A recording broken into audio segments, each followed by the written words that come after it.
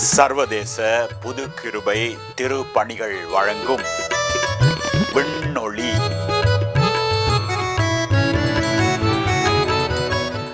ஆண்டவராகிய இயேசு கிறிஸ்துவின் இனிய நாமத்திலே உங்கள் ஒவ்வொருவருக்கும் அன்பு வாழ்த்துக்கள் கூறி மறுபடியுமாக மற்றும் ஒரு விண்ணொளி நிகழ்ச்சிக்கு உங்களை அழைக்கிறேன்.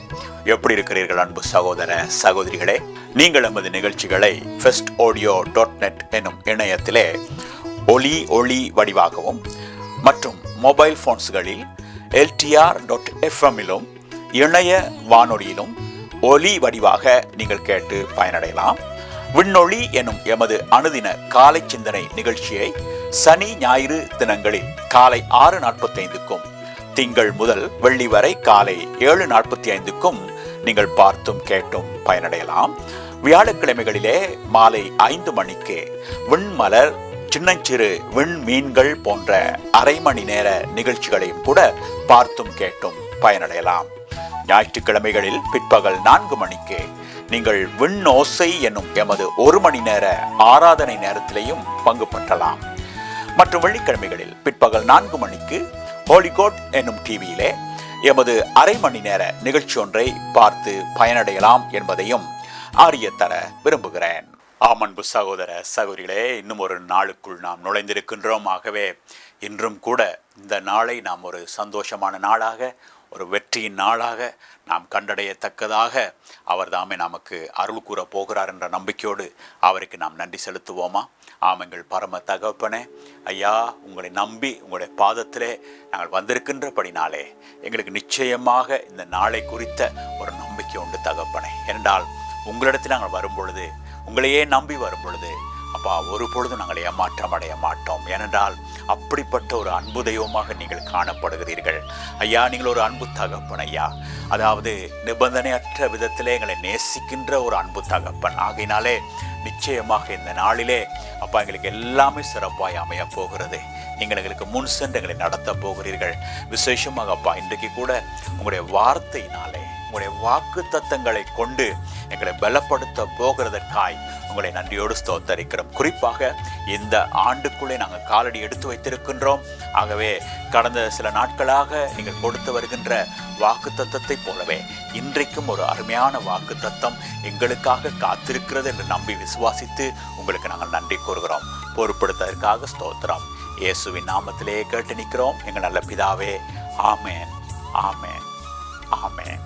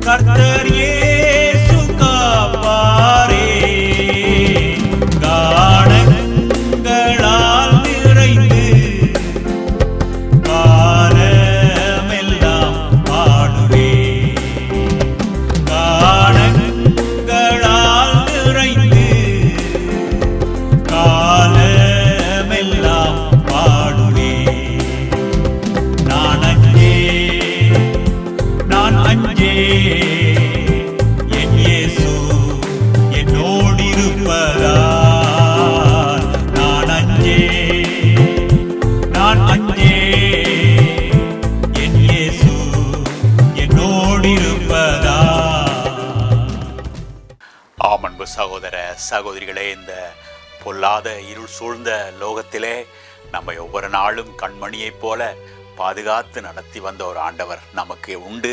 அவர் தொடர்ந்தும் நடத்துவார் என்பதிலே சந்தேகமில்லை. ஆகவே தான் நான் நம்பிக்கையோடு கூட முன்னோக்கி போகலாம். சரி, இன்றும் கூட நமக்கு வருகின்ற வாக்குத்தத்த வசனத்தை பார்ப்போமா?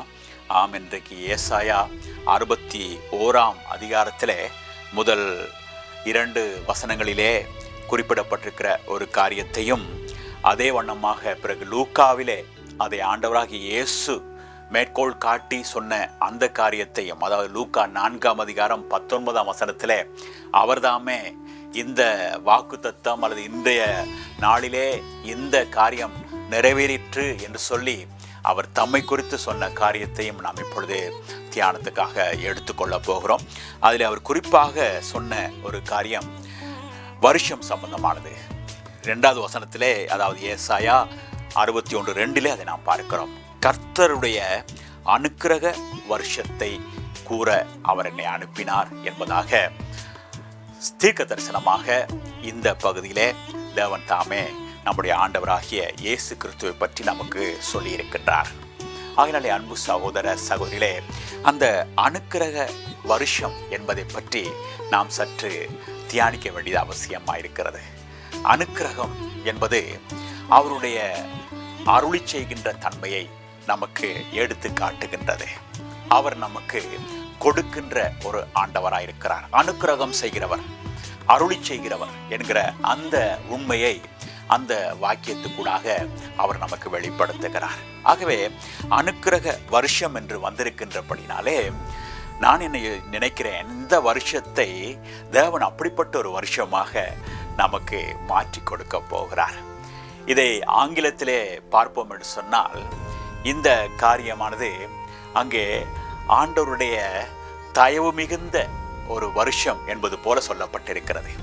அவருடைய இரக்கத்துக்கூடாக, அவருடைய கிருபைக்கூடாக நமக்கு அருளப்படக்கூடிய ஒரு வருஷமாக அது அங்கே வர்ணிக்கப்பட்டிருக்கிறது. ஆகினாலே அன்பு சகோதர சகோதரிகளே, நான் என்ன சொல்ல வருகின்றேன், அனுக்கிரக வருஷமாக இந்த வருஷத்தை தேவன் நமக்கு மாற்றி கொடுக்க போகிறார். ஆம், ஒருவேளை இல்லையே, குறைவாக இருக்கிறதே, போதாதே என்றெல்லாம் சொல்லி கடந்த வருஷங்களை கடத்தி விட்டீர்களா? கடந்த வருஷங்களிலே அநேக காரியங்களிலே உங்களுடைய குறைவை முன்னிட்டு நீங்கள் சோர்ந்து போயிருக்கிறீர்களா? ஆனால் இந்த வருஷம் நமக்கு ஆண்டவர் சொல்கிற காரியம், நான் இந்த வருஷத்தை உனக்கு ஒரு அனுக்கிரக வருஷமாக மாற்றி கொடுப்பேன் என்பதாக சொல்லுகிறார். அன்பு சகோதர சகோதரிகளே, கடவுளிடத்திலிருந்து ஏதாவது அருளப்படுமானால், அனுக்கிரகம் செய்யப்படுமானால் அது ஒரு உயர்ந்த தன்மையுடையதாகவே காணப்படும். ஏனென்றால் அது கடவுள் அருளுகிற ஒரு காரியமாக இருக்கிறது. கடவுள் கொடுக்கின்றபடினாலே அவர் எதையுமே அரைக்குறையாக, கொஞ்சமாக அப்படியெல்லாம் கொடுக்க முடியாது. ஏனென்றால் அவர் பெரியவராயிருக்கிறபடினாலே, சர்வ வல்லமை பொருந்தினவராயிருக்கிறபடினாலே அவர் எதை கொடுத்தாலும் அது அழகானதாகவும் நிறைவானதாகவும் பரிபூர்ணமானதாகவும் தான் அது காணப்படும். பாருங்கள், அவர் நமக்கு இந்த உலகத்திலே கொடுக்க வந்த வாழ்வு அப்படிப்பட்ட ஒரு வாழ்வு என்றுதான் யோவான் 10 அதிகாரம் 10 வசனத்திலே அவர் நமக்கு சொல்லுவதை நாம் அங்கே பார்க்கக்கூடியதாக இருக்கிறது. ஆகினாலே இந்த அனுக்கிரக வருஷம் என்கிற இந்த வாக்குத்தத்தமானது இந்த நாளிலே நமக்கு வருகின்றது. அது மாத்திரமல்ல, நான் ஏற்கனவே சொன்னது போல லூக்கா எழுதின சுவிசேஷத்திலே 4 அதிகாரத்திலே ஆண்டவராகிய இயேசு இந்த பகுதியை, அதாவது ஏசாயா எழுதிய இந்த தீர்க்க தரிசன பகுதியை வாசித்து விட்டு அவர் சொல்லுகிறார், இந்த காரியமானது இன்று நிறைவேறிவிட்டது. ஏனென்றால் அங்கே சொல்லப்பட்டிருக்கிற அந்த மனிதர், அந்த தாசன் அது நான் தான் என்று சொல்லி ஆண்டவராகிய இயேசு தன்னை அறிமுகப்படுத்துவதை அங்கே நாங்கள் பார்க்கக்கூடியதாக இருக்கிறது. குறிப்பாக அனுக்கிரக வருஷத்தை கூறும்படியாக அவர் என்னை அனுப்பி இருக்கிறார் என்று சொல்லி ஆண்டவராகிய இயேசு தாமே தம்மை அந்த இடத்துல வெளிப்படுத்தினதை நாம் அங்கே லூக்கா 4 அதிகாரத்திலே பார்க்கக்கூடியதாக இருக்கிறது. அதனாலே அன்பு சகோதர சகோதரிகளே, யார் இந்த அனுக்கிரகம் செய்கிற ஆண்டவர்? அதுதான் நம்முடைய ஆண்டவராகிய இயேசு கிறிஸ்து. ஆகவே அவர் என்னத்துக்காக அனுப்பப்பட்டாராம்? அனுக்கிரகம் செய்கிற காலம் வந்து விட்டது, உங்களுக்கு அனுக்கிரகம் செய்யத்தக்கதான வழியை திறந்து கொடுக்கிறவர் வந்து விட்டார். ஆகவே இனிமேல் உங்களுடைய வாழ்க்கையிலே நீங்கள் எதையுமே பெற்றுக்கொள்ள முடியும். நீங்கள் பெற்றுக்கொள்ள முடியாதபடிக்கு இருக்கின்ற சாபங்கள் எல்லாம் நீங்கி போக போகின்றன. ஏனென்றால் அந்த சாபத்தை ஆண்டவராகிய இயேசுதாமே சிலுவையிலே அவர் தோற்கடிக்க போகின்றார். அவர் சிலுவையிலே தொங்கும் பொழுது, சிலுவையிலே பாவ பரிகாரத்தை செலுத்துகின்ற பொழுது அந்த காரியம் நீங்கி போகிறது என்பதாக அங்கே வாக்குத்தத்தம் செய்யப்படுவதை நாம் பார்க்கிறோம். அன்பு சகோதர சகோதரிகளே, இன்றைக்கு ஆண்டவராகிய இயேசு கிறிஸ்து நமக்காக அதை எப்பொழுதோ செய்து முடித்திருக்கின்றபடினாலே, ஆம், இன்றைக்கு அந்த அனுக்கிரகம் என்ற காரியம் நாம் பெற்றுக்கொள்ள முடியும். அவர் அருள் செய்கின்றார் என்ற அந்த நிச்சயம் நமக்குள்ளே வரக்கூடியதாக இருக்கின்றது. ஆம், இந்த நாளில் ஒருவேளை உங்களுடைய போராட்டம் என்னவென்று எனக்கு தெரியாது. ஆனால் இந்த காரியத்தை குறித்து உங்களோடு கூட கடவுள் பேசி கொண்டிருக்கிறார். காரணம், இதை நீங்கள் நம்ப வேண்டும், இதை நீங்கள் விசுவாசிக்க வேண்டும். ஏனென்றால் விசுவாசிக்கும் பொழுது அதை நாம் பெற்றுக்கொள்ள வழி பிறக்கின்றது. ஆகினாலே அருமையான சகோதர சகோதரிகளே, இப்படிப்பட்ட நம்பிக்கையோடு கூட நீங்கள் இந்த நாளிலே மாத்திரமல்ல, இந்த வருஷத்துக்குள்ளே நீங்கள் நுழைந்து செல்லும்படியாக உங்களை அன்போடு அழைக்கிறேன். வருவீர்களா?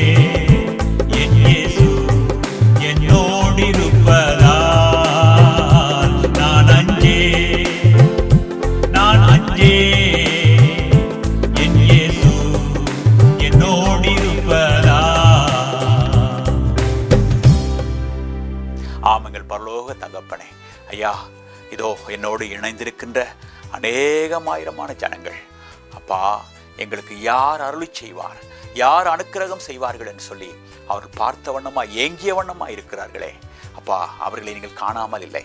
விசேஷமாக இந்த நேரத்தில் என்னோடு இணைந்திருக்கின்ற ஒவ்வொரு அடியார்களுக்கும் இப்படிப்பட்ட ஒரு உண்மையை நீங்கள் வெளிப்படுத்தி அவர்களை ஆசீர்வதித்ததற்காய் நான் உங்களை நன்றியோடு ஸ்தோத்தரிக்கிறேன் தகப்பனே. ஏனென்றால் இப்படிப்பட்ட சத்தியத்தை சொல்லி இவர்களை பலப்படுத்த இந்த நாளிலே நீங்கள் சித்தம் கொண்டீர்கள் ஐயா. அதற்கான வழிகளை ஏற்படுத்தி கொடுத்தீர்கள், வசதியை ஏற்படுத்தி கொடுத்தீர்கள். ஆகவே இந்த நாளிலே இப்படிப்பட்ட ஒரு உண்மையை இந்த அடியார்கள் கேட்டிருக்கிறார்கள்.